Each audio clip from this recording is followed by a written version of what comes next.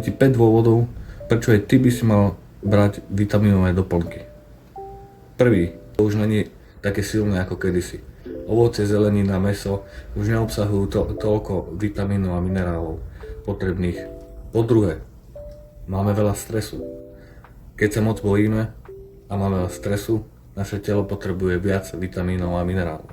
Tretie, nie vždy jeme zdravo.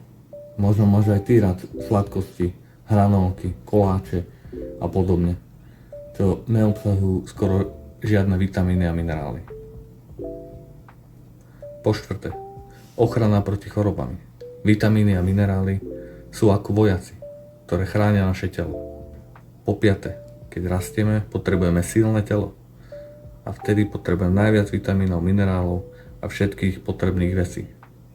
Preto aj ty by si mal brať vitamínové doplnky. Samozrejme, nie je jedno aké. To, čo nájdeme v lekárni a bežne dostupné, sú väčšinou veľmi málo strebateľné. Rozrojs medzi doplnkami. Ak ťa to zaujíma viac, napíš, komentuj. Ja viem, doplnkov je veľmi veľa na trhu. Len kto vám dokáže určiť presne, aký typ potrebujete.